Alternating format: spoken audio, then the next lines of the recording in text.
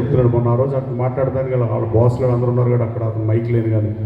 అలాగే గన్నవరం చంద్రబాబు నాయుడు గారు సూపర్ 6 పథకాలు ప్రవేశపెట్టి ఎలా అయితే ఈ రాష్ట్ర దశ దిశ మారుద్దామని అహర్నిశలో కష్టపడుతున్నారు. నేను గన్నవరాన్ని కూడా సూపర్ 6 ప్రకటించాను. పనికి పనులు చేయడానికి రాజకీయాలకు రాలేదని చెప్పా. నిరుద్యోగ యువతకు ఉపాధి అవకాశాలు కల్పిస్తున్న లక్ష్యంగా పనిచేస్తానని చెప్పా. My first motto to get more jobs to my people, my students. నేను 17 లక్షల రూపాయలు నా సొంత నిధులు ఖర్చు పెట్టి 2-3 నెలల క్రితం ప్రసాదంపాడులో జాబ్ మేళ పెడితే 1780 మందికి ఉద్యోగాలు వచ్చినాయి. అంటే 1000 రూపాయలు నా కష్టార్జితం డబ్బు ఖర్చు పెడితే ఒక విద్యార్థికి ఒక అన్ఎంప్లాయ్మెంట్లో ఉన్న ఒక విద్యార్థికి ఉద్యోగం వస్తే అంతకన్నా హ్యాపీయెస్ట్ థింగ్ ఇంకోటి లేదు. ఒకరోజు డబ్బులు ఇస్తే పెద్ద ఉపయోగం ఉండదు. ఉపాధి అవకాశాలు కల్పించడం అన్నిటికన్నా కష్టమైన పని. అలాగే సూపర్ 6లో కూడా మల్లవల్లిలో అశోక్ లైలాండ్ తెరిపిస్తానని చెప్పా. 15,000 మందికి ఉద్యోగ ఉపాధి అవకాశాలు. ఈ నియోజకవర్గంలో ఉన్న 2,75,000 ఓటర్లు కానీ 4 లక్షల జనాభా సుమారుగా కానీ వీళ్ళలో 15,000 మంది యువతకు ఉపాధి అవకాశాలు ఈ 5 సంవత్సరాల్లో కల్పించకపోతే వచ్చే ఎన్నికల్లో ఓటరగనని చెప్పా. అలాగే రెండోది 15,000 మందికి ఎల్లపట్టాలు ఇప్పిస్తానని చెప్పి అది గౌరవ ముఖ్యమంత్రి గారు క్యాబినెట్లో పెట్టారు. అన్ని చోట్ల ఇస్తున్నారు అది. మూడోది పోలవరం కెనాల్ ఏరూరు కెనాల్తో లింకప్ చేస్తానని చెప్పా. అలాగే బ్రహ్మలింగేశ్వరం రిజర్వాయర్ చేస్తానని చెప్పా. ఎయిర్పోర్ట్ ఎదురుగా 15 ఎకరాలు ప్రభుత్వ భూమి అన్యాక్రాంతం కాకుండా కాపాడారు. 150 కోట్ల రూపాయలు విలువైంది. దాంట్లో ఐటీ కంపెనీ అన్నది వేస్తానని చెప్పి సిబిఆర్ఈ అనే కంపెనీతో మాట్లాడిస్తే లోకేష్ బాబు అది వైజాగ్ ఐటీ కారిడార్ పెడదామంటున్నారు కాబట్టి అక్కడ కన్వెన్షన్ సెంటర్కి ముఖ్యమంత్రి గారిని అడిగా. దాదాపు అది అయిపోతుంది. కన్వెన్షన్ సెంటర్ మంచిది రాబోతుంది గన్నవరం ఎయిర్పోర్ట్ ఎదురుగా 10 ఎకరాల్లో. అలాగే రావరపాడు, ప్రసాదంపాడు, జక్కుల లెక్కల దగ్గర వంతులను ఏర్పాటు చేయాల్సిన అవసరం ఉంది ఆరుగాలం కష్టపడే రైతు సోదరుల కోసమని. అలాగే ఉత్తరాంధ్ర సోదరులు 4 అడుగుల వంతుల మీద దాదాపు 18,000-19,000 మంది నడిచడం బాధాకరంగా వాటిని కూడా చేపిస్తున్నాం. ఈ 6 3-4 చేయకపోతే ఓటాడని చెప్పా. ఇప్పుడు 2 చేస్తే మొత్తం దాదాపు కనీసం 4 అయితే చేస్తా, గ్యారంటీకి చేస్తా. అలాగే మీ నిరుద్యోగ యువతకు ఉపాధి అవకాశాలు కల్పించడానికి హెచ్సిఎల్ కంపెనీని కూడా మొన్న ఎప్పుడు హెచ్సిఎల్ కంపెనీ జాబ్ మేళాకు రాని హెచ్సిఎల్ తీసుకొచ్చా. అలాగే మీకు కూడా హెచ్సిఎల్ ద్వారా కంప్యూటర్ రిక్వైర్మెంట్ ఉందన్నారు.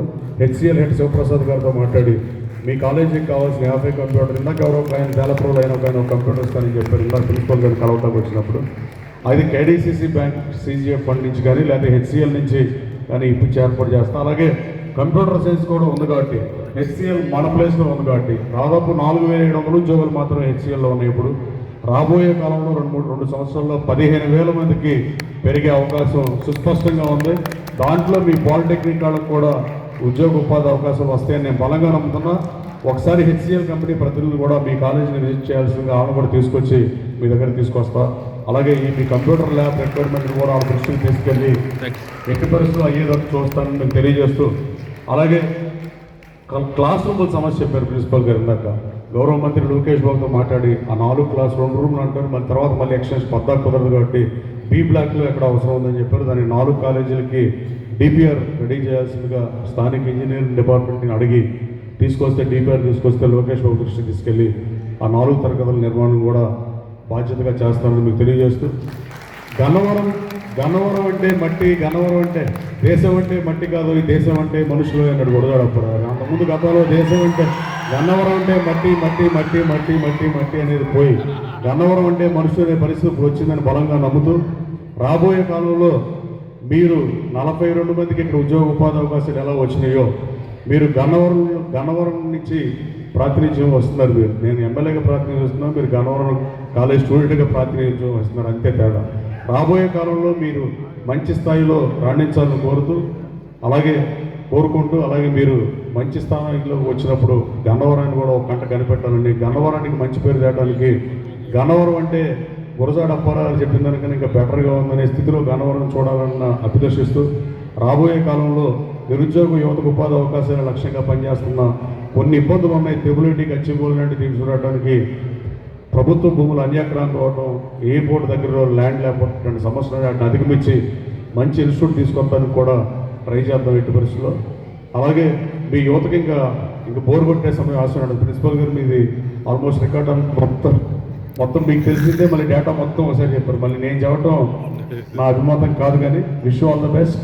మీరు మీ జీవితాల్లో మంచి స్థాయిలో సెటిల్ అవ్వాలి మనస్ఫూర్తిగా కోరుకుంటూ, ఇంకా ఓపుకుంటే 13 years ఆఫ్ ఎడ్యుకేషన్ ఆపకుండా మీ ఆర్థిక స్థితిగతులు నాకు తెలియదు కాబట్టి ప్రతి కుటుంబానికి ఒక్కో స్థాయిలో ఉంటాం కాబట్టి ఓ 2-3 సంవత్సరాలు ఉద్యోగం చేసిన తర్వాత అవకాశం ఉంటే బీటెక్ ప్రైవేట్గా అయినా చదివి 15 ఏళ్ళ ఎడ్యుకేషన్ ఉంటేనే 15 years or 16 years of education credential evaluations ఉంటేనే ప్రపంచంలో ఏ దేశమైనా రాణిస్తానికి ఎక్కువ అవకాశాలు ఉంటాయి కాబట్టి అవకాశం ఉంటే బీటెక్ కూడా ప్రైవేట్గా చేయమని మిమ్మల్ని కోరుతూ ఈ కార్యక్రమానికి యాక్చువల్గా నాకు ఫేవర్గా ఉన్న ఎందుకు వచ్చారంటే 42 మందికి అవుట్ ఆఫ్ 42 పీపుల్కి 42 మందికి త్రిబుల్ కానీ మెకానికల్లో 13-29 త్రిబుల్ స్టూడెంట్స్ మనస్ఫూర్తిగా అభినందించి వెళ్దామనే ఉద్దేశంతో కేవలం ఫేవర్గా ఉన్న రావడం జరిగింది. దయచేసి మరోసారి కలుద్దాం.